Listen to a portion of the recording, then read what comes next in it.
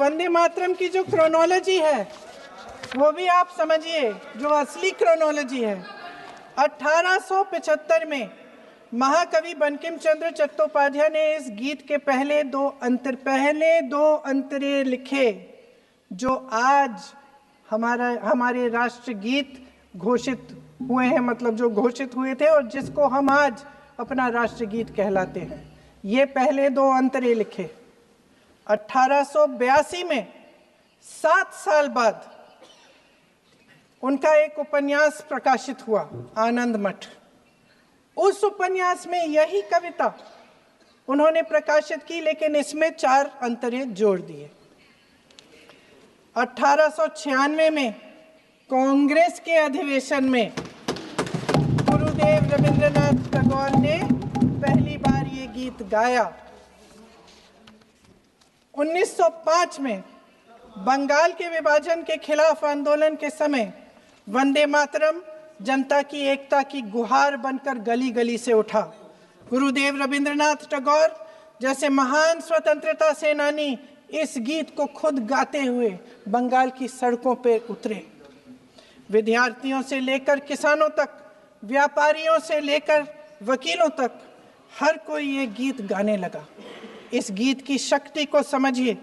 British साम्राज्य इसको सुनकर कांपता था और हमारे देशवासी इसको सुनकर वह मन बनाते थे, वह हिम्मत बनाते थे कि इस भयंकर साम्राज्य के खिलाफ सत्य और अहिंसा के नैतिक हथियारों को लेकर शहीद होने की तैयारी करते थे।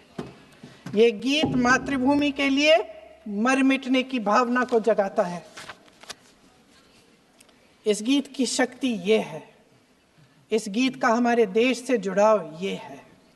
लेकिन 1930 के दशक में हमारे देश में जब सांप्रदायिक राजनीति उभरी, तब ये गीत विवादित होने लगा। 1937 में, अब ये मैं दूसरा उदाहरण देने वाली हूँ, क्योंकि प्रधानमंत्री जी ने अपने भाषण में इसका उल्लेख किया और गलत किया, इसीलिए मैं इसके जो सच्चे जो तथ्य हैं वो आपके सामने रख रही हूँ। 1937 में नेताजी सुभाष चंद्र बोस कांग्रेस का अधिवेशन कलकत्ता में होने जा रहा था, उसका आयोजन कर रहे थे।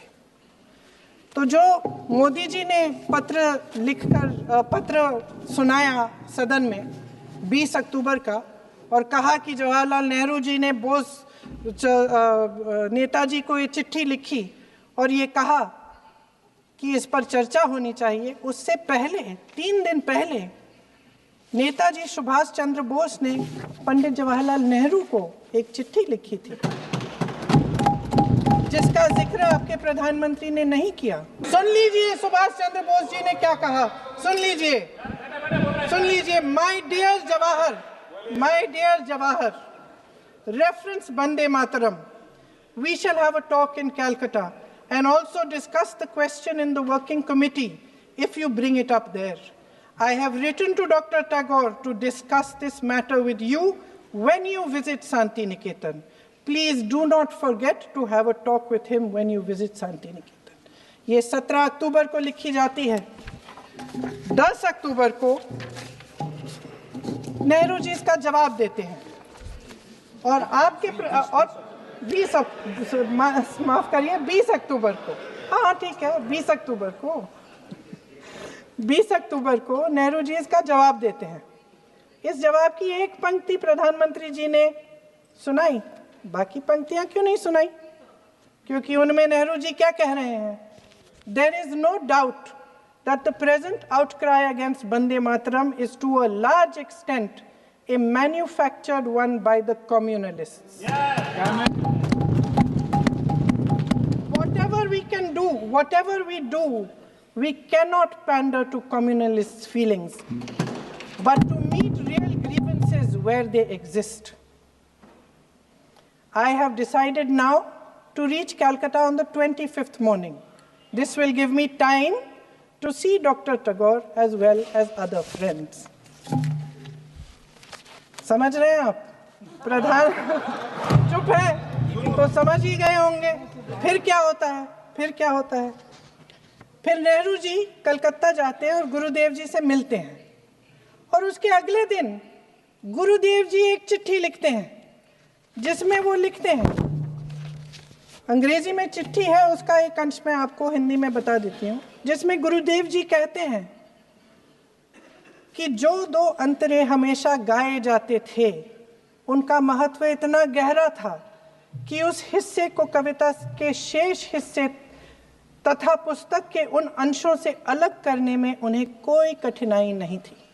उन्होंने ये कहा कि स्वतंत्रता संग्राम में हमेशा से वही दो अंतरे ही गाए जाते थे और उनको गाते हुए कुर्बानी देने वाले सैकड़ों शहीदों के सम्मान के लिए उन्हें ऐसे ही गाना उचित रहेगा। उन्होंने यह भी कहा कि बाद में जोड़े गए अंतरों का सांप्रदायिक मायना निकाला जा सकता है और उस समय के माहौल में उनका इस्तेमाल अनुचित होगा। इसके बाद 28 अक्टूबर 1937 में कांग्रेस की कार्य समिति ने अपने प्रस्ताव में वंदे मातरम को राष्ट्रगीत घोषित किया। उन्हीं दो अंतरों को कार्य समिति की बैठक में महात्मा गांधी जी, नेताजी सुभाष चंद्र बोस, पंडित नेहरू, आचार्य नरेंद्र देव जी, सरदार पटेल जी, गुरुदेव रविंद्रनाथ टैगोर जी सब मौजूद थे। इस प्रस्ताव के ये सभी महापुरुष इस प्रस्ताव से सहमत थे। आगे क्या होता है ये भी सुना लूं। भारत की आजादी के बाद जब इसी गीत के इन्हीं दो अंतरों को 1950 में डॉक्टर राजेंद्र प्रसाद जी ने संविधान समिति में भारत का राष्ट्रगीत घोषित किया, तब लगभग यही महापुरुष मौजूद थे। इनके साथ साथ B.R. अम्बेडकर जी भी सभा में थे और इनके साथ साथ मेरे सत्ता पक्ष के साथियों के नेता श्री श्यामा प्रसाद मुखर्जी भी मौजूद थे। वही दो अंतरे राष्ट्रगीत घोषित किए, किसी ने कोई आपत्ति जारी नहीं की, कोई आपत्ति नहीं जताई। वैसे इन तथ्यों के साथ जुड़ा एक और तथ्य भी है जो मैं यहाँ पे आपके सामने रखना चाहती हूँ। आज हम अपने राष्ट्रगीत पर बहस कर रहे हैं, लेकिन हमारा राष्ट्रगान भी एक कविता का एक अंश ही है, एक लंबी कविता का एक अंश है। और इन दोनों राष्ट्रगीत और राष्ट्रगान के अंश को चुनने में सबसे बड़ी भूमिका गुरुदेव रविंद्रनाथ टैगोर की थी।